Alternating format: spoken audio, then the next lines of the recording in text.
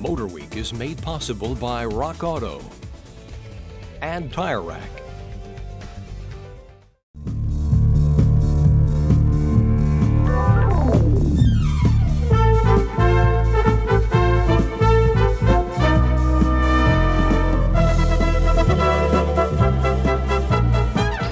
Hello and welcome to MotorWeek and to part one of our 1986 Detroit New Car Preview. This is a very special time for automakers since it's also the 100th anniversary of the horseless carriage. So along with our annual review, Pat Goss will be looking back at how the car and some of its workings have evolved. Our review focuses on Ford and Chrysler this time, with General Motors and American Motors to follow. And follow is what the entire U.S. auto industry did in 1908 when Henry Ford took a gamble on the Model T and revolutionized personal transportation. Ford's Tin Lizzie, like this one provided by our friend Loy Zimmerman, was really responsible for starting America's love affair with the car. So it's fitting for Ford to start the centennial year of the car by betting big bucks on yet another trend-setting project. The $3 billion gamble in question is the aero-styled Ford Taurus and its kin, the Mercury Sable. Dollar-wise, the biggest single gamble in the history of Ford. Besides radical sheet metal that has more than a passing resemblance to the Audi 5000S, these front-wheel drive mid-size Fords are new in every way. With a length just short of 16 feet and a wheelbase of 106 inches, the exterior dimensions are just slightly larger than Audi's flagship.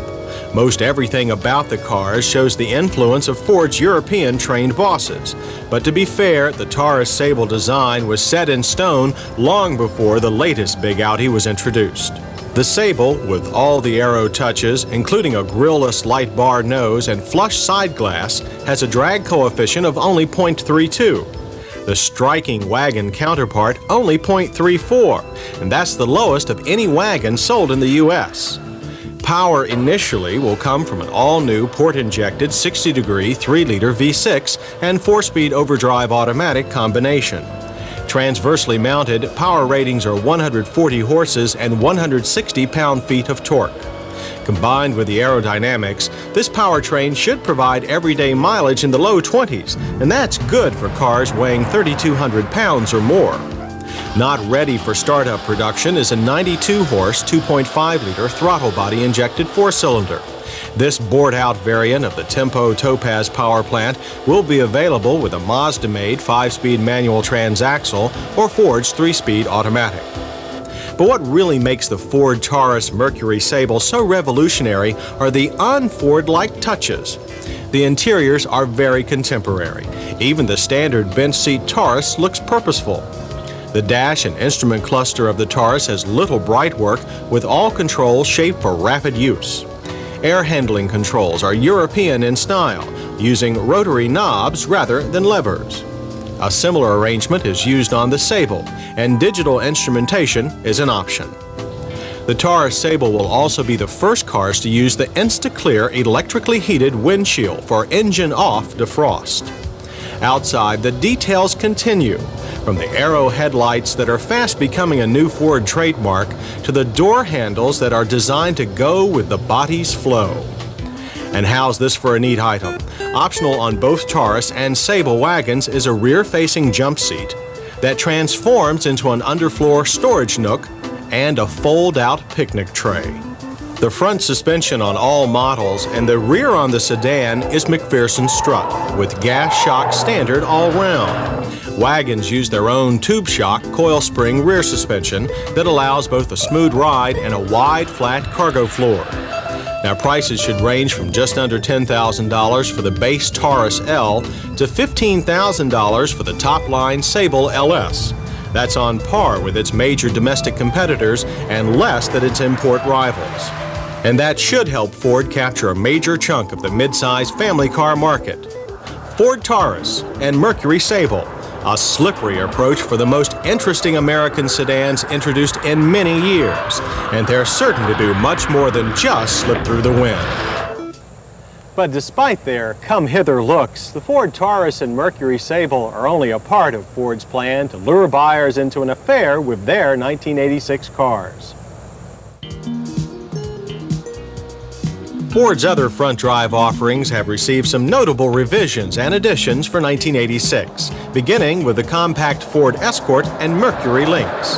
The Escort Lynx donned new front and rear sheet metal and a larger 1.9-liter engine just last spring as 85.5 models. Now high-performance variants are back as the re-engineered Escort GT and Lynx XR3. Both sport a high-output, port-injected motor that produces 26% more horsepower and 14% more torque than the standard engine. There will be no turbocharged version. With big 15-inch wheels, a new rear stabilizer bar, and thicker one up front, they're outstanding econo-boxes and corners.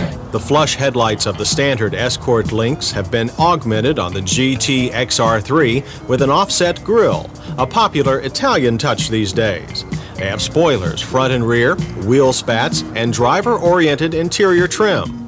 And in case you were wondering about the bug-eyed EXP, a more handsome model will debut next spring.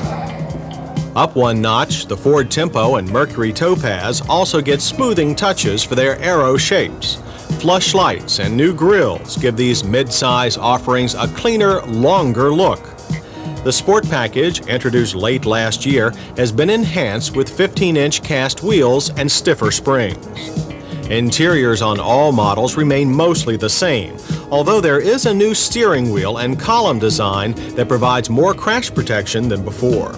The long-rumored four-wheel drive Tempo Topaz is slated to bow at mid-year. Over on the rear-wheel drive side of the track, changes for 1986 have been even more subtle. The original pony car, the Ford Mustang, meets the new year with few changes outside, except for the new high-mounted stoplight, being spoiler-mounted on all hatchback models. The spring revisions of the sophisticated Mustang SVO are being followed in the Blood and Guts GT with sequential port fuel injection for its 5-liter V8. While a beautiful sight under hood, the reasons for the change have more to do with fuel economy than speed. The high-output 5 liters 200 horsepower is 5% less than last year, although low-end torque is up 7.5% to 285. The Mustang's close relation, the bubble-backed Mercury Capri, also gets the revised V8. Now, the car that began Ford's Aero wave, the Thunderbird, also goes into 86 with almost no changes inside or out. The Fila Designer series has been discontinued, and slightly larger tires are now standard. A 150-horse 5-liter port-injected V8 is offered here, and the 2.3-liter turbo T-Bird continues. That lightweight powertrain, complete with 5-speed, is also available over at Mercury on the Cougar XR7. A power moonroof will be added later in the model year, and for the first time, a 4-speed automatic is available with a standard 3.8-liter V6. Despite the advent of the slick front-drive Ford Taurus and Mercury Sable, the rear-drive Ford LTD and Mercury Marquis sedan and wagon will be continued for the first few months of the 1986 model year.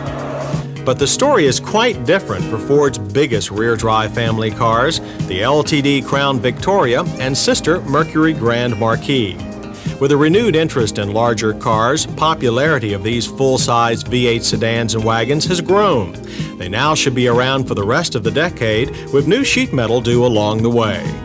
As for Ford's luxury models, again, 1986 is mostly a carryover year for the Lincoln Mark.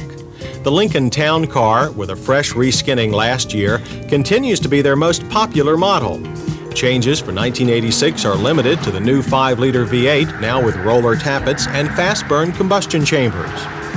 Ford's answer to the GM Delco Bose radio is a Ford JBL unit, and it's due later in the model year. Lincoln's downsized sedan, the Continental, adds last year's limited availability anti-lock brake system as standard on all models.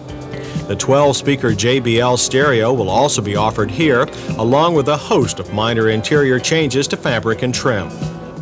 Everything that goes for the 4-door Continental also goes for the Mark 7 Coupe, including the demise of the turbo diesel option, a fine engine that just showed up too late and sold too few. The Luxo Touring Mark 7 LSC gets the same high-output V8 as the Mustang and Capri, along with a revised suspension and a new mechanical gauge cluster.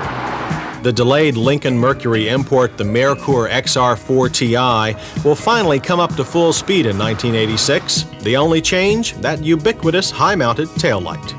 A second and larger imported Merkur model is due next spring. But if you think that aerodynamics are only a concern with Ford cars, just take a look at the latest in Ford trucks, most notably the shape of the Ford Aerostar van and wagon. As the last of the first round of domestic minivans to appear, the Aerostar provides something for those who want smaller vans and bigger station wagons. With seating for up to 7, the Aerostar is powered by a 2.3-liter 4 or 2.8-liter V6. The rear-drive Aerostar has a maximum towing capacity of 5,000 pounds. The other news at Ford Trucks is the addition of an extended cab to their downsized Ranger pickups, called Super Cab, and includes 17 inches of behind-the-seat space with inward-facing jump seats an option. V6 power has been improved with a longer-stroke port-injected 2.9-liter unit, replacing last year's carbureted 2.8-liter. The Super Cab can be ordered as four-wheel drive with Ford's new touch-drive electronic shift system. It's a soft-touch way to go from 2 to 4-wheel drive without stopping.